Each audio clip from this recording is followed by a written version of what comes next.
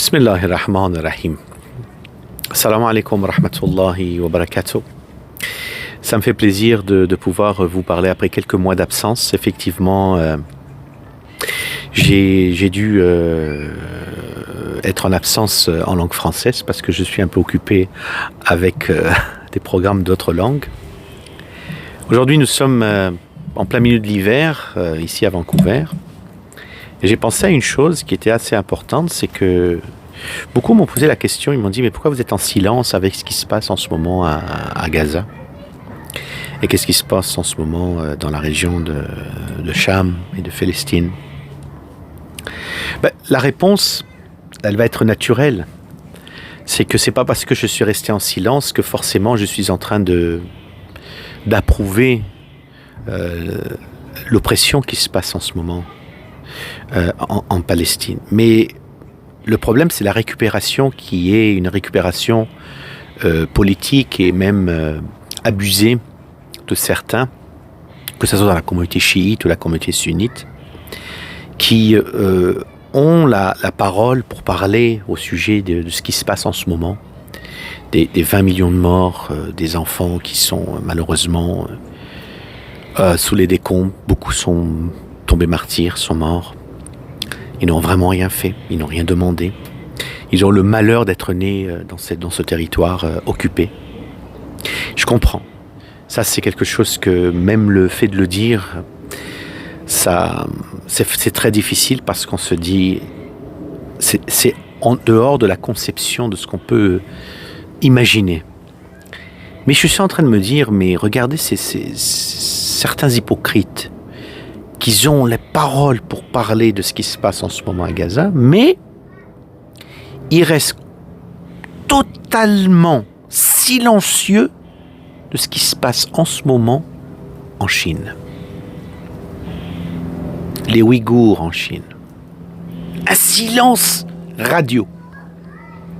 Hypocrite, menteur, manipulateur. Pourquoi tu restes silencieux de ce qui se passe? Tu sais combien de musulmans en Chine sont sous l'oppression, mais il y a une oppression qui est affreuse. Des camps de concentration, des camps de rééducation, des viols et la stérilisation forcée de femmes, l'interdiction de jeûner durant le mois de Ramadan. On parle de 10 millions. On parle de 10 millions, pas 10 000. 10 millions. Où est la parole? Heureusement qu'il y a des frères, il y a des sœurs vraiment qui parlent et qui sont justes dans leurs paroles. Et comme ils sont justes, on les écoute. Parce qu'ils parlent autant de oppression qui se passe en Chine, qui parlent à Gaza pour les Razaouis, ou qui parlent pour le Rohingya. Je dis Alhamdulillah. Vous ne sélectionnez pas, vous hiérarchisez pas la souffrance des gens. C'est ça qui est beau. Vous les hiérarchisez pas. Mais celui qui hiérarchise, ça veut dire quand on dit, regardez, il y a un savant en ce moment, Shira, en Iran, qui est sous torture. Silence radio. Il y a un problème en ce moment en Chine, il y a 10 millions de musulmans ouïghours, sunnites, qui sont en ce moment sous oppression. Silence radio. Mais quand il y a un problème à Gaza, qui est très bien, je dis très bien de vouloir le dire, c'est très bien de vouloir l'exposer publiquement, de le dire à voix haute, en criant, en hurlant, avec tout ce qu'on peut faire. Mais ces gens-là, ils n'ont choisi que ça. Ils sont restés silencieux pour les autres. Moi, ça fait beaucoup d'années que quand je suis sorti d'Iran, je me suis rendu compte que les centres de torture j'ai été torturé. Et vous savez, j'ai été torturé sans raison. La seule raison, c'est qu'il y a eu des lettres anonymes venant du Canada en racontant des mensonges sur moi, que j'étais soi-disant un espion. Et ces gens-là, ils ont vraiment pensé qu'ils allaient m'éliminer totalement. Quand je suis sorti, ils étaient étonnés. Ils ont dit, mais il est encore vivant? Parce que, de toute façon, si vraiment si les autorités iraniennes avaient vu quelque chose, ils ne m'auraient pas libéré. Mais j'ai bien été frappé, massacré moralement, torturés dans des cachots, mais vraiment frappés quotidiennement, avec des intimidations avec une arme, etc., dans les interrogations qui ont été eues en Iran, étaient affreuses. Mais ce que j'ai été étonné, j'ai vu beaucoup de chers qui sont torturés. Et beaucoup de chers ont dit, on a peur de parler, parce qu'on a peur d'être intimidé par des gens qui veulent défendre à tout prix le régime et qui veulent nous faire taire. J'ai dit, jamais je me tairai. Jamais je me tairai. Et ce sont ces mêmes gens-là qui veulent absolument qu'on ne parle pas de ce qui se passe en Chine. Pourquoi ? Parce que l'Iran est en très bonne relation avec la Chine, au détriment de 10 millions de musulmans. On parle de 10 millions dans les camps de concentration, il y a 1,5 million. Il y a les femmes qui sont stérilisées. Vous pouvez essayer de faire un tour à Xinjiang. Essayez, vous allez voir. Vous savez, c'est un territoire annexé. Hein. Ce ne sont pas des musulmans qui sont convertis. C'était un territoire annexé par la Chine communiste. Et la Chine, durant l'Empire chinois, après c'est devenu communiste, dans les années 40. Et c'est devenu de pire en pire. Ça veut dire qu'il n'y a même plus d'autorité de pouvoir mettre l'appel à la prière dans la rue. Mais c'est des territoires qui sont liés avec Bukhara, avec l'Asie mineure. C'était historiquement musulman. Mais personne n'en parle.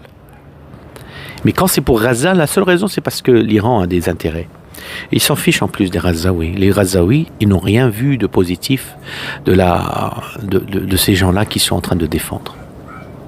C'est ça que je me dis, arrêtez. L'hypocrisie doit s'arrêter tout de suite. Si on veut parler de l'oppression qui est à Gaza, si on veut être un bon musulman, on va parler de toutes les oppressions des musulmans. Je n'ai pas dit de toutes les oppressions du monde, parce que ça serait peut-être trop demandé, mais au moins que ça soit équilibré. Que ce ne soit pas juste une hiérarchisation de vouloir, voilà, on va défendre qui, on ne va pas défendre qui. Il y a des millions de musulmans qui ne sont pas défendus parce que ça ne vous arrange pas au point de vue politique. Et il y a d'autres musulmans qui, d'une manière disproportionnée, il y a seulement une défense verbale, mais en réalité, personne ne fait rien. C'est juste pour pouvoir narguer la politique pro-russe ou pro-américaine. Voilà. En tout cas, j'espère qu'Inch'Allah que ça se termine très très vite et qu'il n'y aura pas autant de problèmes dans l'avenir. 20 millions minimum en Chine, dont 10 millions qui sont sous oppression. 20 millions minimum. Personne n'en parle.